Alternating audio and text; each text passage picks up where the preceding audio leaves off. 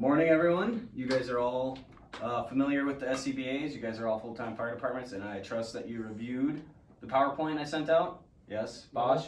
No? Okay. Yes. Well, I'll be referencing the PowerPoint, and this is going to be the hands-on portion of the class. And so you guys are all familiar with the air pack, so this will be a little easier to go. But before I get started, the number 2 restroom is through here. The number 1 restroom down the hallway on the left. And if anybody has any heart issues, Metro Area Ambulance will be called and respond to our area for safety stuff. Other safety, this is compressed air in here, so don't do anything that you're not instructed to do. So if you have questions throughout, feel free to raise your hand. Bosch, since you didn't review the PowerPoint, you can ask questions freely. All right. But we'll get into it. So this is just our Sunday checks. An inspection Sunday for Bismarck. It's going to be our Sunday check. We're going to start with just a visual inspection, looking over everything, make sure everything's hooked up, because we want it hooked up while it's sitting in the truck, because we don't want to be doing that when we go to a call. So we'll run through everything, make sure it's all hooked up. In the back here, your quick connect hooked up, bell tight, not loose, off. We'll go into the buddy pouch. Since this SCBA was pulled off the trailer, it doesn't have the buddy breathing hose, but all the ones in the truck will have your buddy breathing hose. Make sure you take that out and inspect it. These things often get neglected and there'll be tears in them. We're sliding around on them, we're training with them. So there's a lot of times that'll be, the outer jacket will be frayed.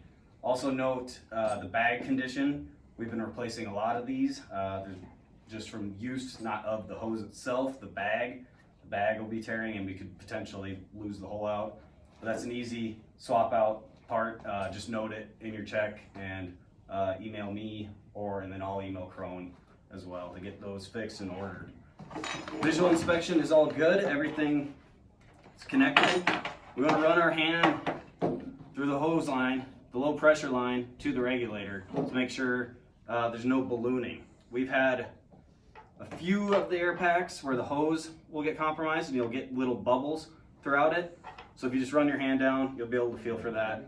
And if you catch that, that's going to be something that we're going to take this pack out of service for the time being. The pack should still function, but we're going to take it out of service and put tape around it for the time being and red tag it, and then we'll get that inspected, replaced, or a lot of times it's just the outer part, so we can fix it right then and there. Part of the other Sunday check, make sure your regulator is housed. We don't want that floating around in the truck, damaging that. That is your lifeline. You're breathing from this, so treat it as such. When I flip it over, this is the side you'll be seeing when it's in the truck. Make sure your lumbar is working, your battery is fully seated in there. We don't want that any way that those connection points could be loose in there. The pack would still function. You just wouldn't have any power to your control module. Any questions over that so far? All squared away? Perfect.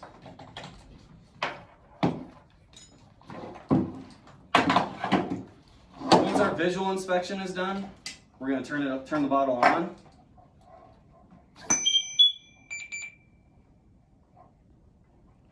You'll get your boot.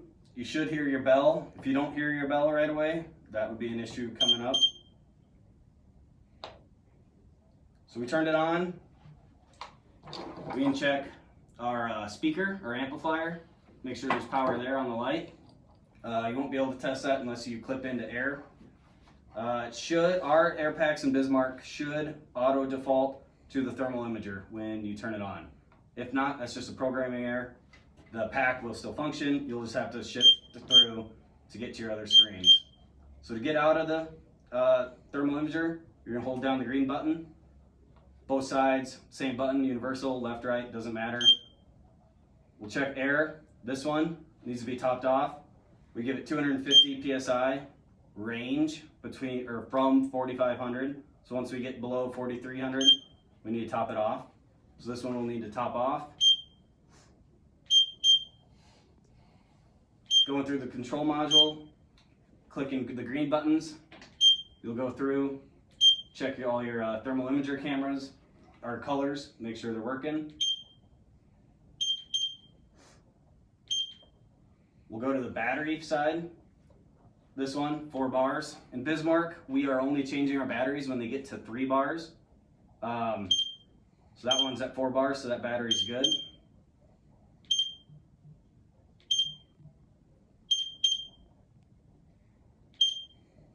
There we go. And if you clip in on a big Sunday check to make sure the air is actually flowing right, if you get to the PSI screen and you shift through, it'll give you a working time and a breathing rate, and so you want to make sure that that part of the SCBA is functioning as well. Then once, assuming that's functioning right, we're going to test the pass alarm device. So we're not going to let it get to full alarm today because we're in a small room and it's loud, but we'll make sure that it starts its initial process there. So we'll give it 15 seconds here.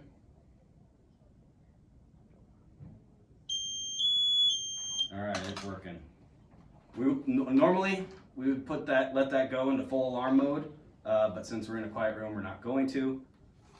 We would also test the red button to make it go into full alarm right away, but again, we're not going to do that today.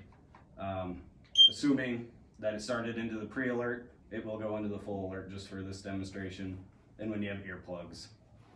So that bottle is off, or the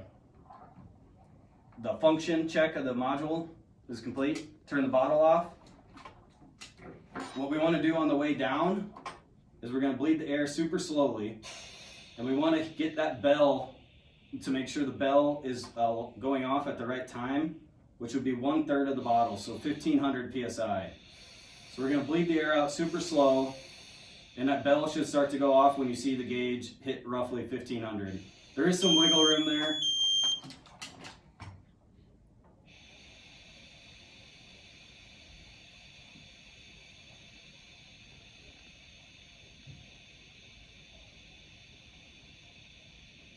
So we're getting close. We should hear this here right about now.